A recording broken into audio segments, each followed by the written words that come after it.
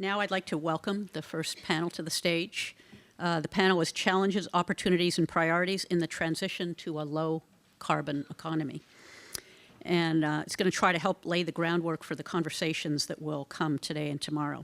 So to guide the discussion, we're pleased to be joined by David Cash, the Dean of the John W. McCormick Graduate School of Policy and Global Studies at the University of Massachusetts, Boston, and former commissioner of both the Massachusetts Department of Environmental Protection and the Department of Public Utilities.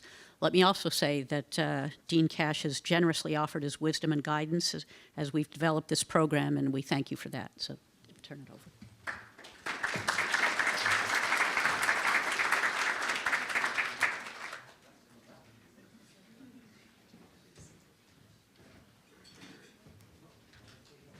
How are you? Hey, good to see you. Okay. See? He likes being last, so. Okay. I was told that was number 3. The focus is on cooperation, so I think we're excellent. Everybody took their seats. Thank you very much, Dr. Zuber, both for the introduction and for coordinating and organizing this really important meeting. I think Professor Moniz set some really high bar in terms of the themes that we're going to be talking about. I also want to just note just the incredible contribution that he had as secretary. Of the many, many things he did, I think of 2 major ones, and one is the nuclear deal with Iran, and then of course all the work that he did on climate to advance R&D, innovation, new policy. The breadth of the kind of work that he undertook as Secretary of Energy was extraordinary. And of course, he was teamed with some pretty extraordinary people. The EPA Administrator, Gina McCarthy, also from Massachusetts. Secretary of State, John Kerry, also from Massachusetts. The head of the Office of Science and Technology Policy, John Holdren, also from Massachusetts. It was pretty extraordinary for Massachusetts to have the leadership that we had in the White House in the last 4 years and in the last 8 years as well. Pretty amazing. I also just want to note, as I quickly look around the room, in addition to the academic folks, it's pretty amazing folks who are in the room who have been at the forefront of energy efficiency, renewable energy, clean tech growth, electric vehicles, from NGOs to business folks to folks from the Boston city government. Austin Blackman is here. Of course, Katie Theoharides is here from Governor Baker's office. I see Senator Barrett, who has been a leader on carbon pricing. So you must have enjoyed what Secretary mentioned in terms of the importance of carbon pricing. Christine Kirby from DEP. And I'm sure I'm forgetting folks, but I see folks from Cambridge here as well. So the right people are in the room right now to be having this kind of conversation. And of course, our partners and friends north of the border from Quebec and Newfoundland and Labrador, who we have been partners. Various folks in this room have been partners with our Canadian sisters and brothers on these issues for many, many years. And so it's exciting as we think about how to move the ball forward. So we, as I think you're going to, as Dr. Zuber mentioned, we're going to do some lightning round stuff as well. We want to give enough time for Q&A, but we want to also kind of put on the table some of the important issues when it comes to both within province and state efforts and the importance of collaboration. And I want to keep on the forefront of the question of why collaborate? What are we getting from collaborating? Why? I mean, it's nice to collaborate. It's nice to work together. It's fun to see Jared from New York. I spent many years collaborating on RGGI and transportation issues. But fundamental question of why do we take on the efforts to collaborate? And I also want to point out, again, some of the themes that Secretary Moniz raised of demand and supply issues, the importance of transformation in these different realms. How do we get to essentially zero carbon in the electricity sector? How do we transform transportation and industry?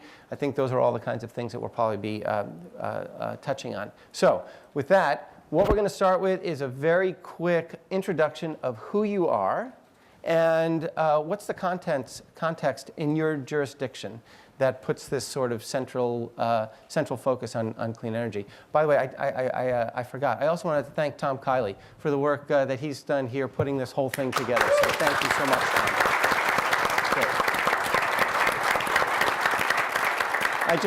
just notice him standing so calmly back there. I don't know how you do that. All right, so let's start. Quick introductions, and what's the context?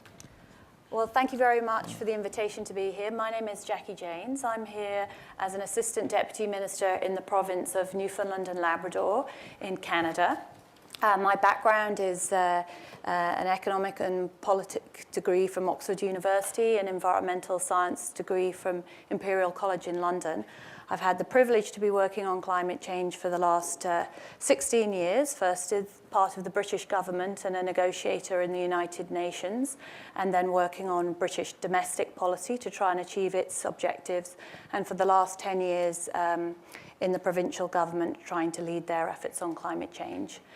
By way of context of Newfoundland and Labrador, three things I would say. Firstly, it is the easternmost province in Canada. It is also the closest point of North America to Europe, so we have close ties with Europe. There are two parts to the province, the island of Newfoundland, and then there is Labrador, which is connected to the mainland. Firstly, it's a very big place, 405 square kilometers, which is 14 times larger than Massachusetts. It has 6 different climate zones, including polar tundra up in the north, which is very close to the Arctic. Secondly, it is a very rural province. The population is 530,000 people, so there's 1.3 people per square kilometer, which contrasts Massachusetts at 250 people per square kilometer. We have the highest number of roads per capita, and so transportation and distribution of goods and services is a challenge. And the third thing I would say is the province is an energy warehouse. We have over 7,000 megawatts of developed hydroelectricity, and we have 6,000 megawatts of undeveloped hydroelectricity, and over 5,000 megawatts of undeveloped wind resource. In addition to which, we also are the second largest producer of conventional oil in Canada, and in 2016 produced 77 million barrels of oil. So we are somewhat like the Harlequin clown. We are very clean on one side, but we also are a producer of oil on the other. And just to put that in context, the total number of developed and undeveloped megawatts of renewables is roughly the same demand in New England, in all of New England. So just, that's a lot.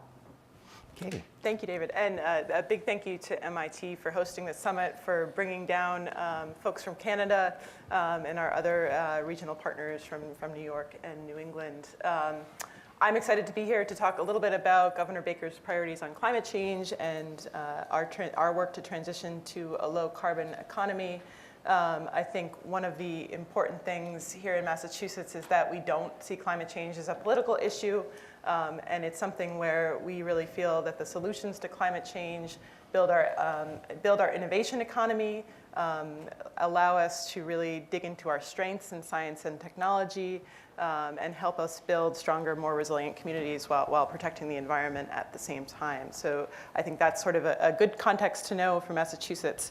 We have a Global Warming Solutions Act, one of the first in the nation, signed into law in 2008. That sets the context for all of our goals on climate change, and those goals that we are now working to implement have been a big focus for the Baker-Polito administration since we've been in office. I probably hit on those a little bit more later in the conversation, but I think we have recommitted to those goals through an executive order signed in the summer of 2016 that outlined a comprehensive strategy to deal both with climate mitigation, but also the flip side, climate adaptation, with the sense that we're only about 1% of US national carbon emissions. So while we have a really big leadership role to play on mitigation, we're not going to mitigate our way out of the impacts of climate change here in the state of Massachusetts. So we have brought our adaptation and mitigation programs under one roof at EEA, our Executive Office of Energy and Environmental Affairs, and that is the work that I am focused on. And I should say right up front, I'm not an energy expert, so so I will not be bringing that perspective to this conversation necessarily. But I think the other thing that as we work on climate change, in the state, the work we're doing really dovetails nicely with the context of the state of Massachusetts. So we were just recently ranked #1, the best state in the nation by US News and World Reports, and that ranking was very much focused on our economy, our healthcare, science and technology, and our education system. And I think that's really on display today with the summit held at MIT, one of our 125 colleges and universities in the state, who really provides the backbone to this research and innovation and science-driven economy. And I think that is really the basis for our work on climate change, is that this is an opportunity. If we're not part of it, we're missing the boat.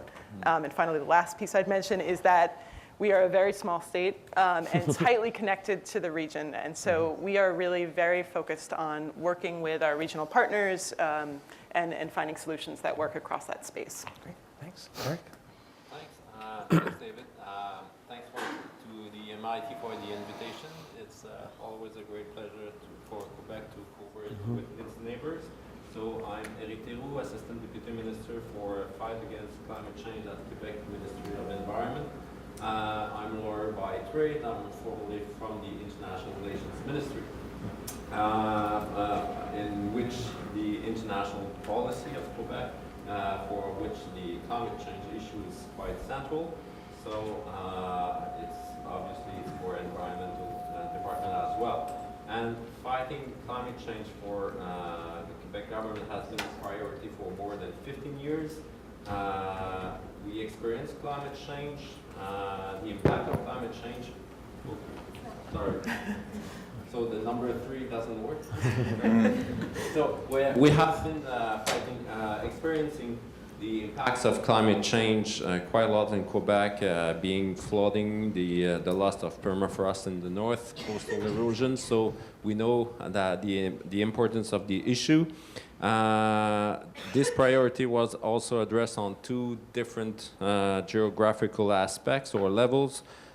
Quebec took an ambitious greenhouse gas emissions reduction goals below 1990 levels, so it was 6% by 2012, 20% by 2020, and 37.5% by 2030, which is quite ambitious.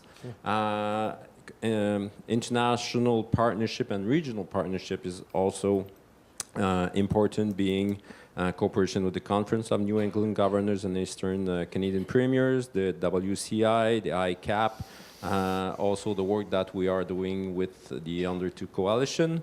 And it's also quite a commitment from Quebec, because our commitments represent a challenge, considering the fact that 99% of electricity produced in Quebec already comes from renewable energy sources, mainly hydro and also wind energy. And in comparison, I don't have the exact statistics, but Quebec is quite large too. We have to, let's say, we have different realities in the south and up north. So we have to deal with those issues just like Newfoundland. And I'll go with that for the moment. Okay. Jared. Hi, and it's great to be here. It's great to see you again, David. Yeah. I know this is going to be a great discussion from experience and prior panels with you. So I'm a Deputy Commissioner for the New York State Department of Environmental Conservation. I have the air and climate change portfolios. For the last 7 years, I've been working under Governor Cuomo, who has made addressing climate change a key priority in the state. And that's both on the resilience side, making our communities more resilient, and on the mitigation side, reducing carbon emissions. We have a 40% by 2030 target that we're seeking to meet. We also have the 80% by 2050 target, so we're also looking at things with sort of that long lens of, what do we do in the near term that helps us get to those long-term goals? One of Secretary Moniz's comments was sort of a key area of focus is decarbonization of the electricity sector, and that really is the foundation of our work as well. We're in the energy system. We have a clean energy standard requiring 50% renewable energy by 2030. The Department of Public Service is administering something called Renewing Energy Vision, which is an attempt to remake the electricity grid so it's less dependent on large, centralized power plants located far from our population centers, making it a much more nimble electricity system really for the 21st century, reliant on distributed sources, clean distributed sources, demand response, energy efficiency. Give all that value so that utilities are investing in these areas and not in new power plants. Made tremendous progress in reducing emissions from the electricity system. And then that's going to be the foundation of the rest of our work, plugging in the transportation system into that low carbon electricity grid. Is a key strategy as well. So we're working with the other states in the region and elsewhere on strategies to achieve that goal. So let's all four of the jurisdictions here have described progressive and aggressive goals, sliced in different kinds of way, but generally all in the direction that our scientists say that we need to be moving, and consistent with fast-moving both countries and other states and provinces. Let's go, Jared, you started pointing to this a little bit, but if you could name one successful implementation of policy in the last, 5-8 years, very concrete, in the state, not necessarily regionally, what was it in New York? Well, actually, I'll talk about the region. Okay. I think one policy that has been extremely successful has been the Regional Greenhouse Gas Initiative, which is probably most people in the room know about it, but it's a program of the 9 states in the Northeast. It was originally 10. Governor Christie pulled New Jersey out, and we're glad that they're poised to rejoin next year. But so 9 states that cap and reduce carbon emissions from the electricity sector. Started out as a fairly modest program back in 2009. I think you were there at the beginning, David, and we've really ramped it up over time as we've sort of proved the concept. One of the key pieces is auctioning all the emission allowances. This is the first carbon market anywhere in the world that auctioned almost all the allowances, and then reinvesting the proceeds in clean energy strategies, energy efficiency, renewable energy, things like that. So as we've ramped down emissions, we've reduced the cap significantly. First, we reduced it from the starting point to 50% below starting levels in 2020. And just this past August, we reached another agreement to reduce it another 30% by 2030. So by 2030, we will be 65% below the starting point, 65% below 2005 levels. In New York, that means 70% below 1990 levels. So that's really tremendous progress. And what we've established with the program is we can support a vibrant economy at the same time as we reduce carbon emissions. With those investments, we've stimulated economic growth. Over $2 billion in economic growth as a result of the program. We've actually reduced energy bills by over $1 billion. We've achieved tremendous public health benefits valued at several $billion, created tens of thousands of jobs. So it is really a successful formula. Let me ask well, maybe somewhat of a tough question, and that is on 2 dimensions at least. One is how binding the cap has been, which it hasn't, and on the price, which has been low. Secretary Moniz, was saying it has to be way above $5. I don't think the price has ever been above $5. What's been the main strength of RGGI, or the main positive outcome? Well, the main positive outcome is reducing emissions. That's what we are trying to do, and we are reducing emissions. Now, I should say that all of the states participating in the program have complementary programs that support emission reductions. Our clean energy standard, for example. Massachusetts being the nation's leader in energy efficiency. Yeah, And I 7 think- years in a row, I've heard. Okay, I've heard that. I've heard that mentioned. And I believe it's maybe 7 or 8 of the Reggie states are in the top 10 Right. on that listing. So that is part of why the cap hasn't always been binding. We have these other programs that So are the auction and the reducing reinvestment in We're energy driving efficiency emissions and- down through all these other programs. And that's what keeps the price low. We've taken advantage of the low price and strengthened the cap to achieve additional mandated reductions with that cap. I think And- the market signal is important, too. The Yep. whole region is Yep. committed to And it's a market. It's not just a dollar market signal, but it's a market signal of what is the trajectory. We need to continue long-term reducing certainty, yeah. these emissions. Now, the low carbon price points to just one challenge that maybe we'll get to, and that's the fact that we're not really an island. You know, that there's a lot of links with other power systems, and as we ratchet down our cap and increase the price, that raises the risk of sort of the carnival game where emissions just pop up elsewhere as we ramp down. leakages And so are that's one of the challenges Yeah, sure, that we sure. face. Let's hear Eric from what would be one example of success? The best success for Quebec was the Cape and Trade system that we put together with California.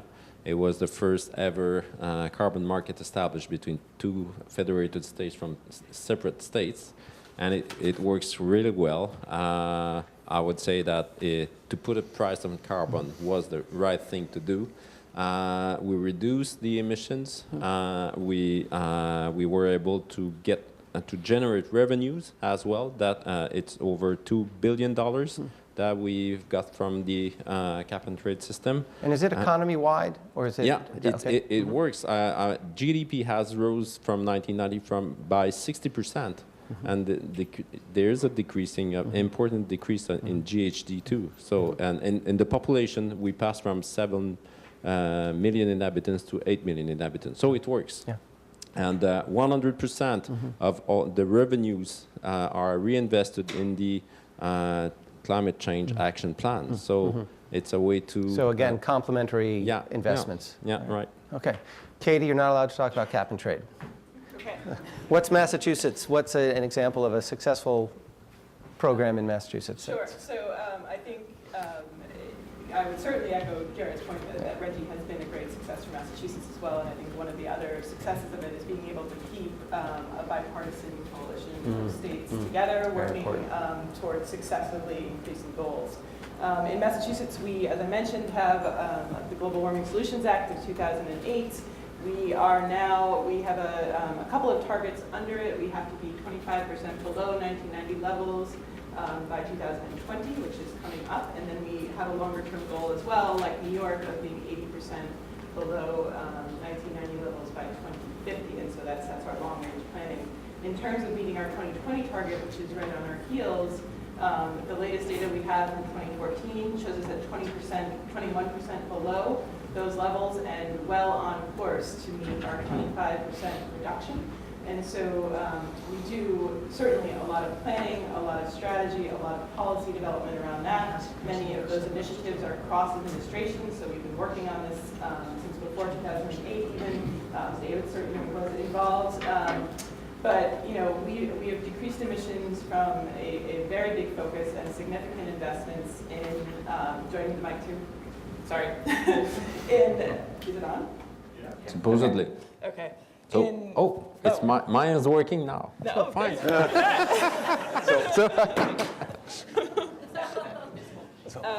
Very big investments in energy efficiency, and that's sort of our first fuel and one of the keys to cost-effective low-carbon strategies for the future. And on energy efficiency, we've really looked at that across the full spectrum of strategies. So we have a program for municipalities that focuses on reducing energy use at the municipal scale, and that's been adopted in over 188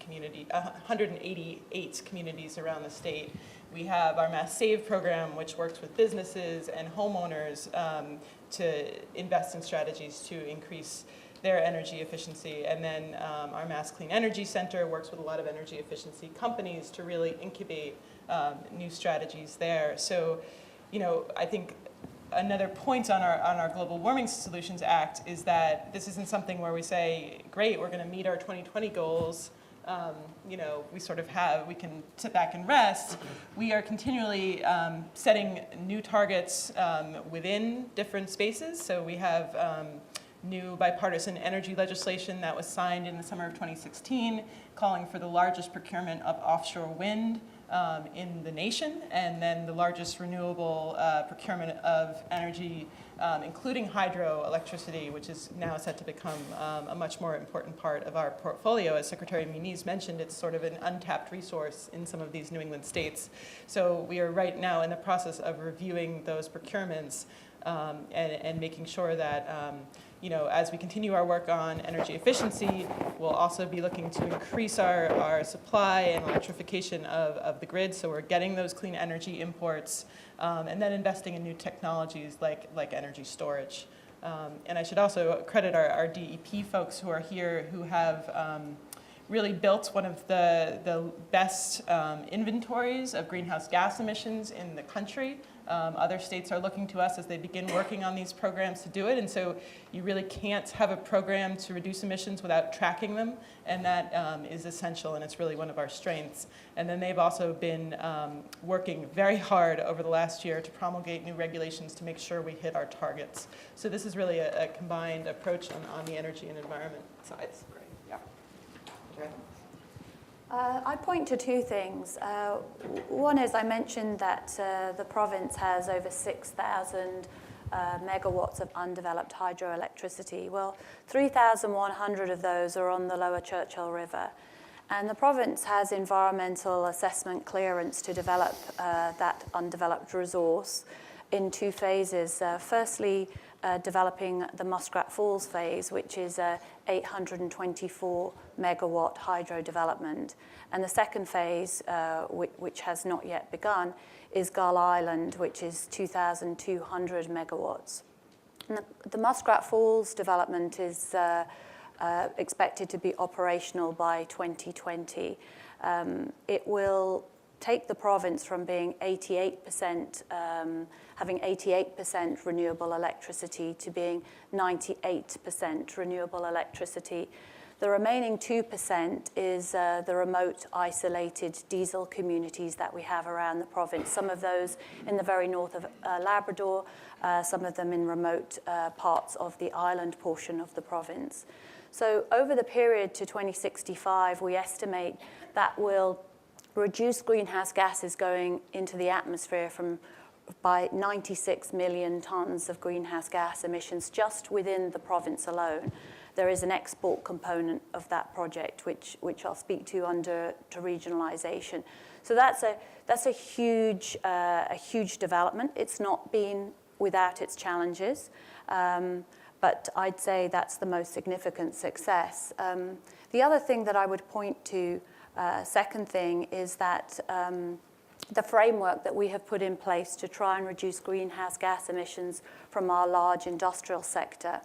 Now, the legislation was only passed last year, so it's not yet fully operational. But the reason I mention it as a success is because between the large industrial and the electricity sector in the province, they account for nearly 50% of our greenhouse gas emissions. The large industrial sector is the largest, accounts for the largest proportion of our emissions, and it's the largest proportion of any province's emissions. So it's huge, and those emissions all come from energy-intensive, trade-exposed businesses. Offshore petroleum, we're the only offshore oil-producing province within Canada. We have the only refinery without access to natural gas in the whole of North America. We have one of only 2 iron ore pelletizers in Canada. We have the only hydromet facility in Canada. So not only is our industry energy intensive and trade exposed, it's highly unusual even within a Canadian and North American context. So working with those large industrial players to try and develop a framework that will help us achieve our greenhouse gas targets, but also protect their competitiveness, ensure that we don't end up with carbon leakage, has been a major undertaking. So we're very proud to have that framework in place. And those large industrial players have started to report their emissions to the province, and they are subject to third-party independent verification of their emission reports. And we are now going to go on to the next stage of consultation to actually develop the remaining underpinning regulations to bring that system fully into effect. Let me take off on one of the points that you said, and we're going to talk about regionalization across our panelists and then open it up for questions. But you mentioned the point that you have a lot of hydro, potentially, that could be exported. And of course, one of the problems with regionalization is that there are different, there are different interests that Newfoundland and Labrador have versus Massachusetts. If we just want to be, or other New England states, if we just want to be really clear about it, better for you to sell at a higher price, better for us to buy at a lower price, right? We're looking to balance both the economic interests and the greenhouse gas interests. How do you approach regionalization, and how do you think about regionalization in that context? And what are some of the things where you see their success either happening or possibly can happen, and what are some of the challenges? From a success perspective, the Muskrat Falls project that I mentioned, that project is in Labrador. So 2 transmission lines are being built. One transmission line called the Labrador Link is bringing the power from Labrador onto the island portion of the province, which up to this point has been an isolated grid. There's a second link that's being developed between the island and Nova Scotia called the Maritime Link. And that enables now the province to export some of that clean electricity to elsewhere in the region. 1 terawatt is going to Nova Scotia, and it's helping them to decarbonize their electricity sector. In Nova Scotia, about 60% of their greenhouse gas emissions comes from electricity. And largely that's because of their reliance on coal. So that export of clean power is assisting them achieve their targets. There's a further 2 terawatt that's also available for export. But one of the challenges, as you say, is of course the province wants to maximize its return on that. But of course, you can only sell at a price that's competitive with the next best alternative. But there is an opportunity for the province to develop more hydro, and if the economics is there, that's something with the second phase Gull Island that the province is looking to do. And so is this seen as collaborating with neighbors, or is this simply transactional, that you're trying to cut the best deal, they're trying to get the best deal? Kind of how do you think about that? I definitely think it's collaborating with neighbours, because the project would not have happened in the absence of the discussions and the deal with Nova Scotia to make that maritime link happen, to make the project economic at the point of sanction. Without that component to the project, it wouldn't have been viable. So in that respect, it is definitely a strong collaboration. Just on regionalisation, though, if I could just say, give one other example, because I know we tend to focus a lot on mitigation because it's such a challenging area of policy, but I would like to point out that there's been very strong regionalisation on adaptation. In the province of Newfoundland and Labrador, 90% of the population resides within a kilometre of the coastline. It's because of the historic settlement patterns due to the fisheries. On the east coast of Canada, there's 42,000 kilometres of coastline. We are very exposed to storm surges, changes in sea level rise. They impact not only our communities, but also economic sectors like fisheries, aquaculture, tourism, transportation. So it's really important that we understand those risks and we improve the resilience of our infrastructure and our communities. So there has been an awful lot of collaboration across the region, in the Atlantic region, between Newfoundland and Labrador, Nova Scotia, Prince Edward Island, and New Brunswick, on understanding, 3 areas really: raising understanding of the risks and the opportunities, getting a better grip on costs and benefits of action, And thirdly, trying to provide tools to decision makers to help them determine what the options are and better determine a way forward. And this is really critical because if I take the example of Prince Edward Island is actually shrinking. It's declining in size by about, losing land of about 43 centimeters on average every year. So these are really very critical issues, and I just wanted to raise the fact that regionalization is important, not just on mitigation, but also in sharing solutions on resilience and adaptation as well. Jared, how about from your perspective, you spoke about cap and trade and the importance of regionalization there and creating a region-wide market and investments, et cetera. What are some other ways that New York has been engaged in regionalization? What has succeeded? What has been some of the challenges? Okay, we're also working in the transportation area on regional strategies, and I think Katie was going to go into that a little bit more. Great. And I don't want to jump the gun. See, You're already collaborating. We were both at the Bonn Climate Conference and on 4 or 5 panels together, and we had a lot of practice in not tripping over each other's feet. So. So electric vehicles is another area where we're working regionally. Most of the states in the region have the California electric vehicle mandate, which is requiring a certain number of vehicles to be sold by the manufacturers, but there also needs to be people that want to buy those. And so what we do is we collaborate on strategies to make electric vehicles attractive to a consumer.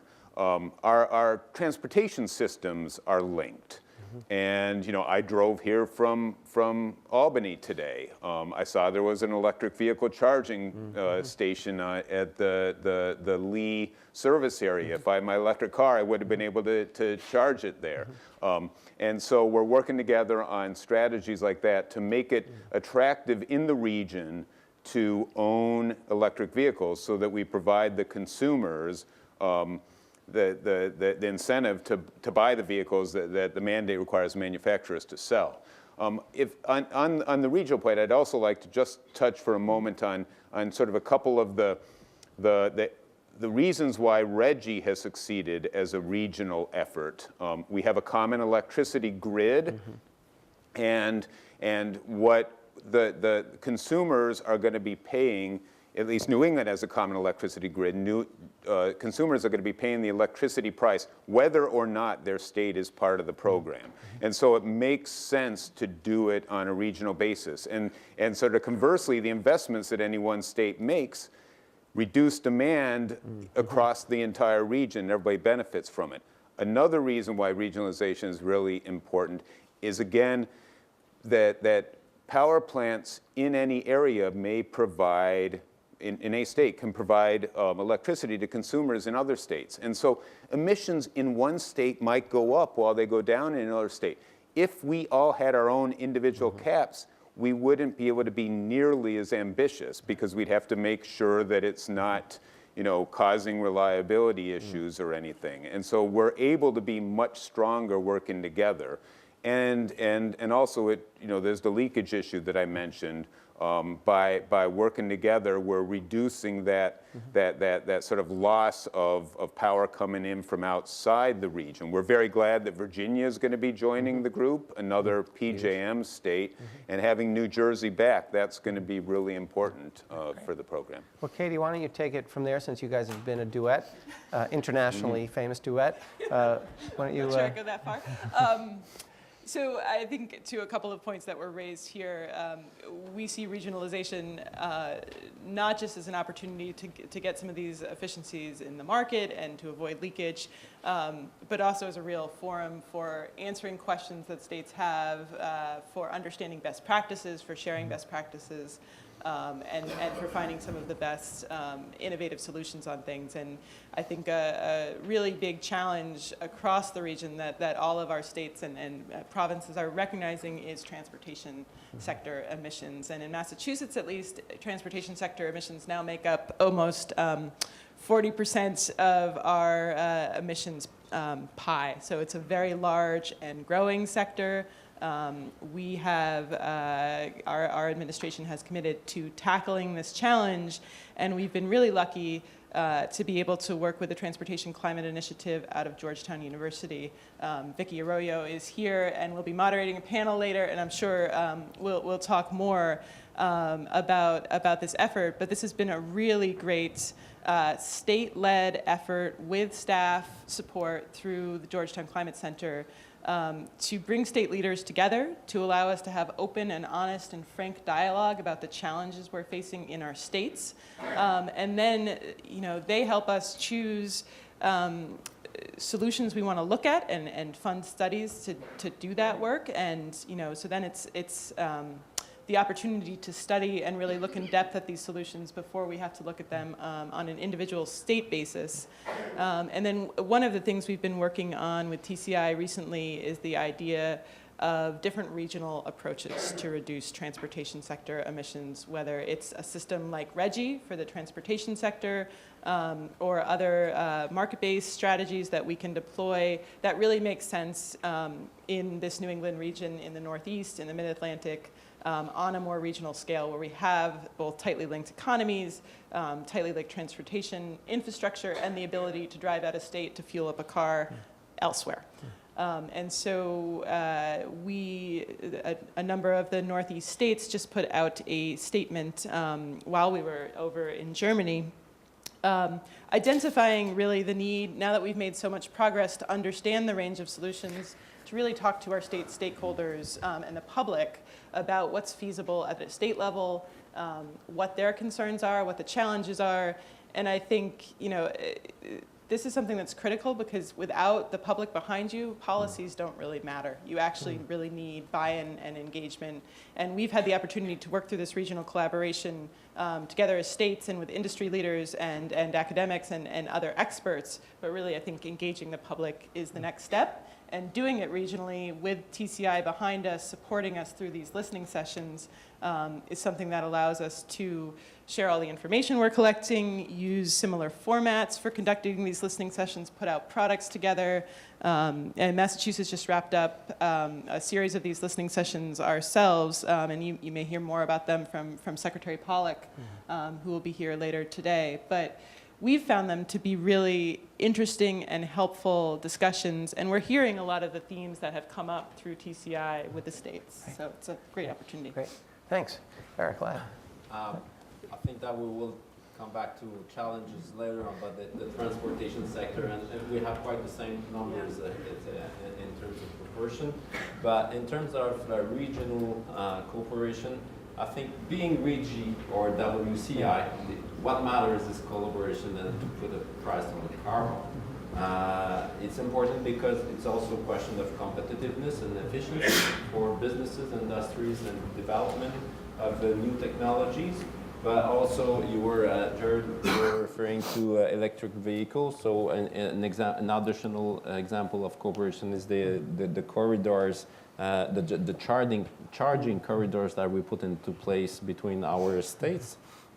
And that is important because obviously there's no borders to the issue. So we have to deal with it collectively and not in isolation. I would have add some point. It's over the regionalization is the I would say the international subnational leadership that is required. It's not only regional cooperation, but the fact that internationally and the cooperation that we establish either under two coalition or NRG4SD, the Network of Regional Government for Sustainable Development, or all those kind of networks, and the efforts that were put throughout, I would say, the last 10 or 15 years. That's what we were explained, that we were able to get a recognition of the subnational role in the Paris Agreement.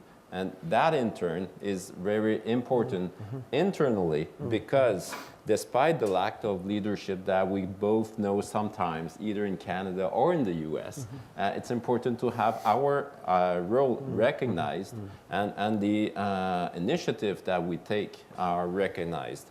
That's the way we saved it, even in Canada, that we save our own carbon market, because the first thought at Canadian level was to impose a carbon tax from coast to coast.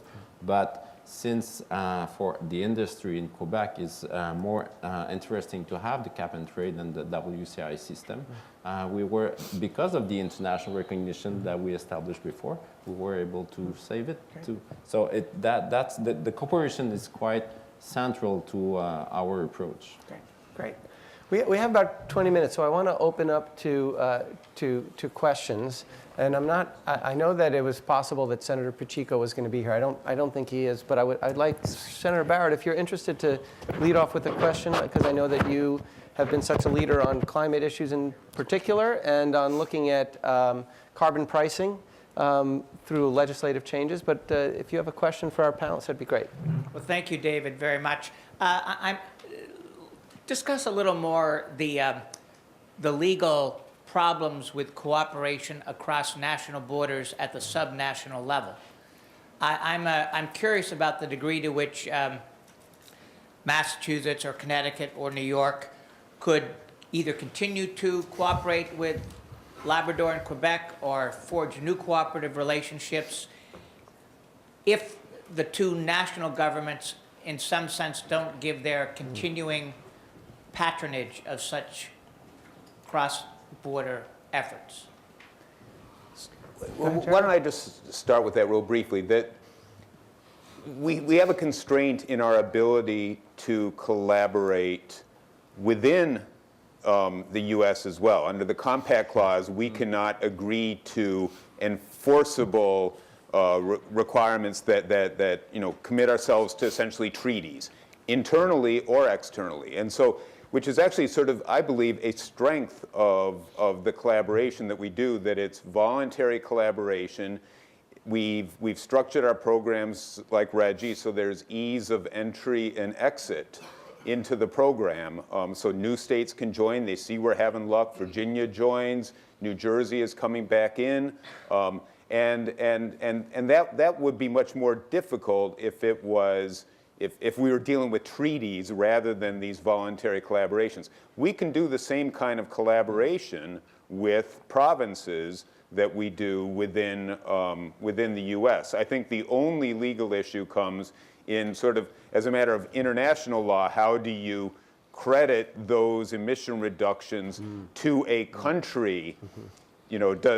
The emission reductions that are being achieved in Quebec and California through the WCI, how do you allocate those between the U.S. and Canada under the Paris Accord? But that doesn't, there's nothing that prevents us from collaborating very actively. Just a brief follow-on question so that other panelists might address it. Well, that's interesting. So you're saying that there can be and this, I may be dealing with misnomers in terms of vocabulary, but are you saying that there can be an international trading arrangement between subnational sectors in two different countries without any federal blessing or authorization conferred That's by the basically U.S.? the rule of WCI. I mean, we have common set of rules. We agreed on the rules. We established for this purposes WCI Inc., which is a non-profit organization, but we agreed on the same set of rules. So basically, we are dealing with our own carbon, and the auctions, we proceed to joint auctions, but we have a sharing system by which we do imputations of the profit of the system. Obviously, when it comes to at international scene, to how we will report and to avoid double counting, yes, for under the purpose of Article 6 of the Paris Agreement, that will be quite a challenge. But nevertheless, when we ask the question, for example, I asked the question to Matt Rodriguez from California, what will you do considering the fact that U.S. is retiring from the agreement?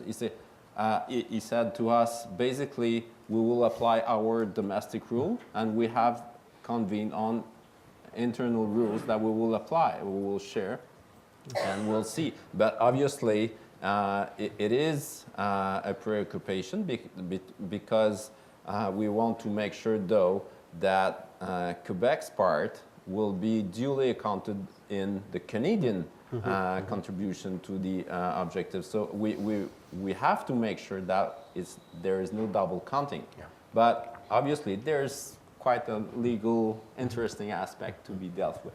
Great. Other questions? Back there. Oh. Just introduce yourself, please. Sure. Mike Fitzgerald. I'm with the New Hampshire Department of Environmental Services, in charge of climate policy. Agree that Reggie has been a significant regional success, and but certainly natural gas, the advent of cheap natural gas has had a significant impact, and I see that as kind of a double-edged sword. There's been some very significant reductions, but it's also spurred a tremendous amount of infrastructure development, pipelines, gas plants, et cetera, that aren't intended to be here for 10 or 20 years. So I'd just like your thoughts on natural gas as a bridge versus those who are investing in it and think it will be around for a long time. On Quebec's perspective, it's a transition tool. In our energy policy 2030, it was duly established like that. But it's important for the transportation sector because obviously since our energy, electricity is hydro and wind, so natural gas has to be part of the package on the transportation side, and especially since we have the it's our per capita level of GHG is 10 tons, so it's quite similar to Massachusetts. So it's it's the lowest in Canada, but we will have to work on that file too. I think you know, natural gas, to echo Secretary Moniz's point, it's definitely part of the transition. It's helped us significantly reduce emissions and have the reliability we need not to turn on some of the dirtier peak type resources that we'd otherwise have to use. So at the moment, it is part of that transition.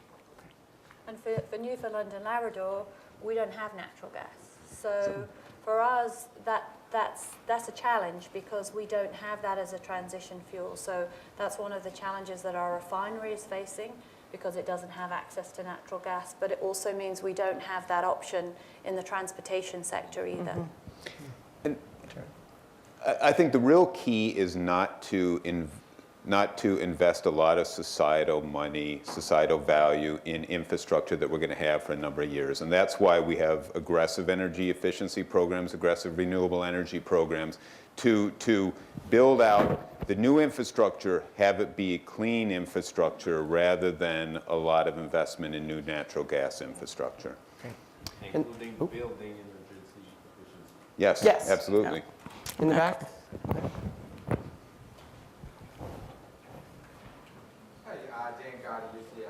Just a real quick question for you guys. WCI, as you guys know, stands for Western Climate Initiative. Right. Kind of a funny name for an initiative that now includes a state that borders the Atlantic Ocean. What do you guys think about maybe kind of turning that name into something else? Maybe even to take a page from your boss, Jared, North American carbon market or something like that. What do you think about that? Personally, I have no view. I don't really care. What I care about is the net result. So being Western climate is fine. It's a RIGI or WCI. Maybe Oregon will join. Ontario will be joining by 1st of January. And Nova Scotia has adopted a system that put itself in a position that they will be able to join eventually, so they have the same set of rules. So, yeah, maybe one day the name will change, but is part of your question what the matters naming? is the result. Is part of the question should Reggie and WCI join?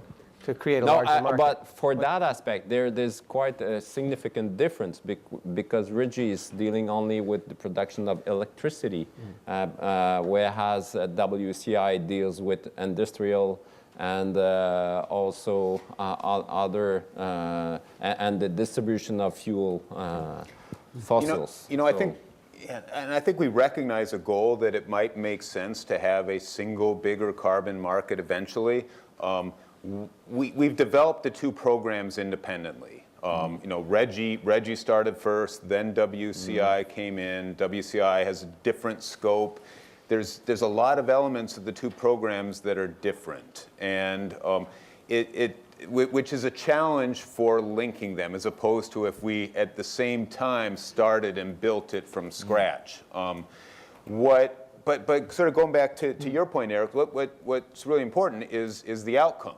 If we are achieving emission reductions in both areas, I'm not sure how much additional value there is in the immediate future of linking the programs, and which could threaten some of the bonds within each of the programs. Any other questions? Come over here. Oh, we got someone over there. Okay.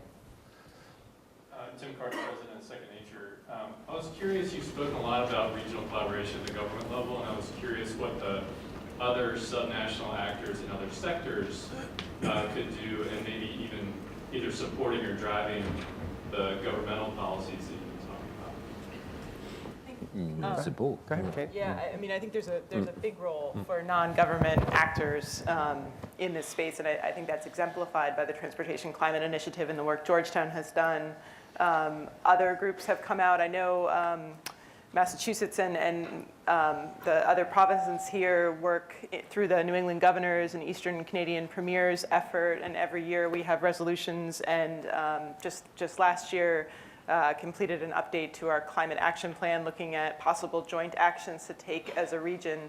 And none of that work gets done without support from non-government entities. So I know a number of NGOs have been involved in putting out great ideas, hosting things like this, where you're bringing states together and they have the opportunity. I think one of the biggest challenges I see on the people side of this regional work is just the opportunity for convening, the opportunity for compiling and synthesizing best practices across regions so that we can really learn productively from each other. And then the need for trust and long time frames in those regional groups. And I think that role really comes from outside of state government. We have time for two last questions, one here and one there. Let's get them both on the table and we can answer them. I think there's one back there and then right up here. The gentleman in the green.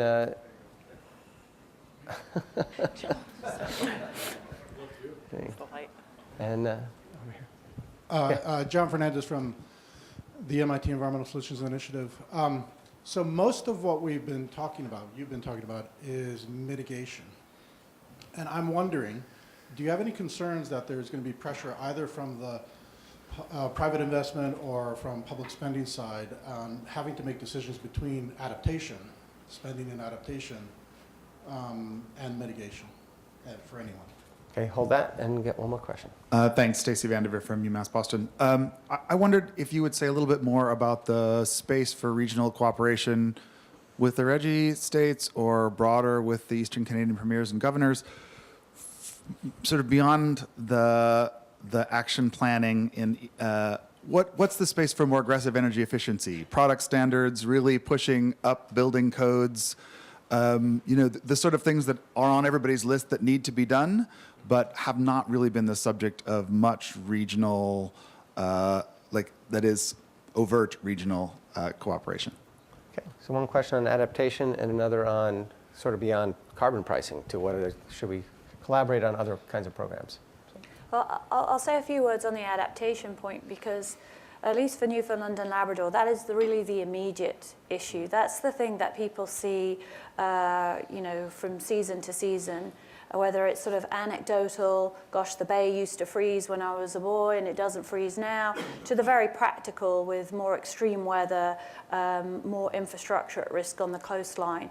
So there's a very clear and present need for investment in that. And it requires a fairly considerable investment in awareness raising and capacity building.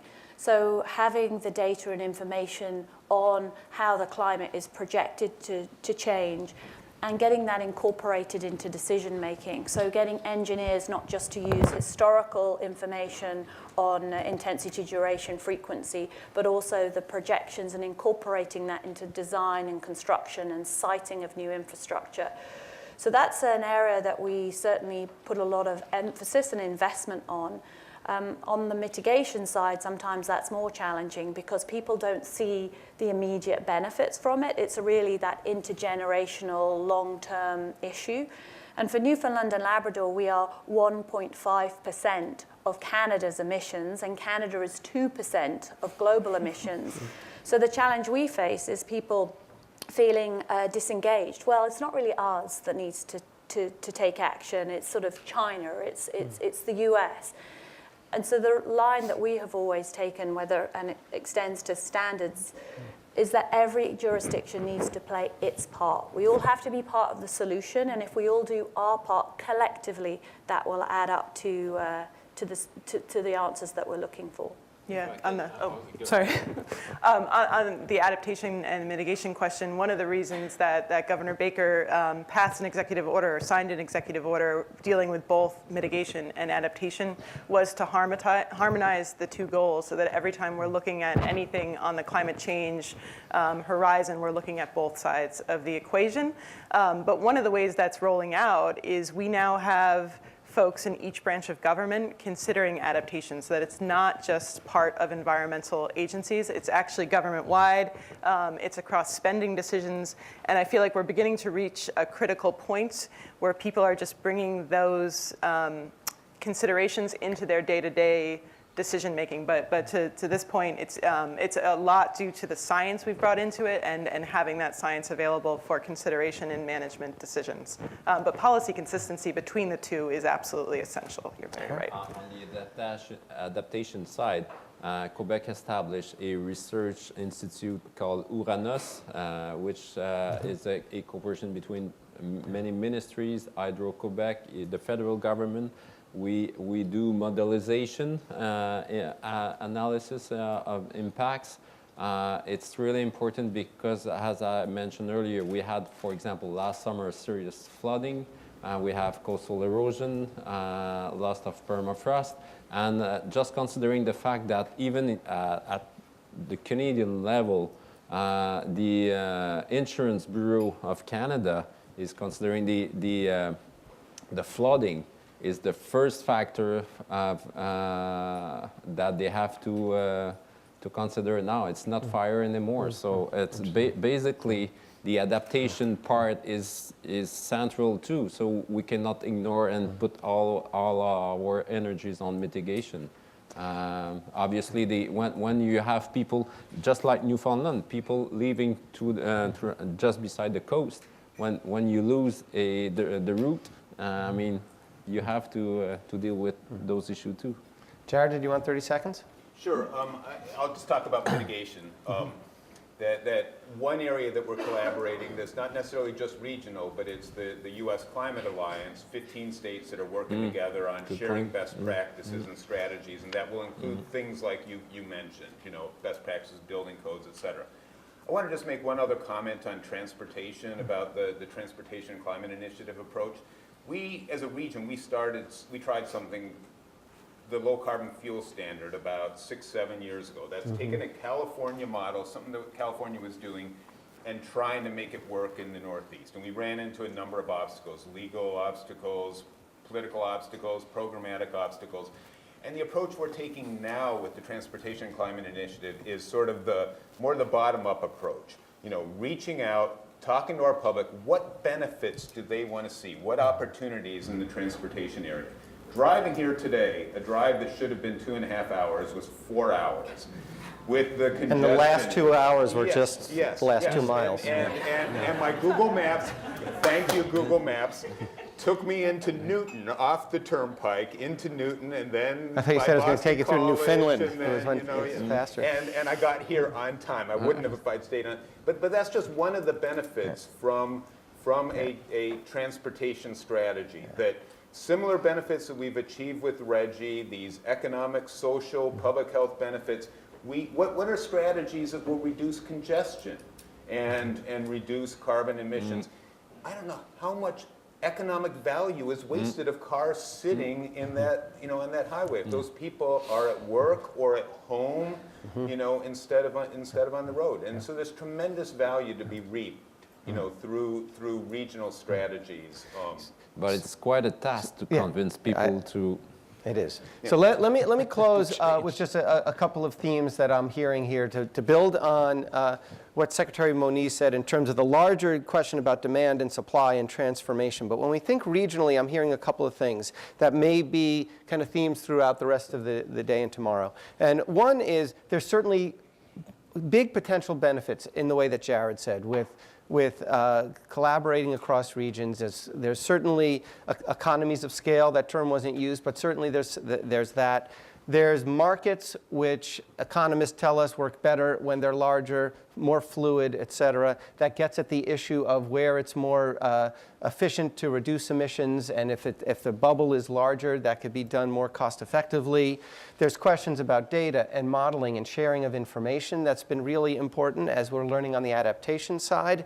And there are questions about lessons learned, about creating the networks and the history. It's not a surprise that many of us in this room know each other going back decades or more that have worked on these issues, that are sharing information. But we also see significant challenges. One of them was this question about WCI and RGGI. Oh, we've got our own thing here. That's working fine. And we have our own thing here. If we bring them together, there are going to be complications. And then the questions of the particular interests of the actors within the states that may clash, and the autonomy and the politics that are all very important, that provide challenges to regionalization. So as we go forward for the next day or two, great to keep on focusing on those kind of issues and many other themes that I'm sure are going to come up as we move forward. But at this point, join me in thanking Jackie and Katie and Eric and Jared. Thank you. Great job. That was awesome. Well done. Awesome.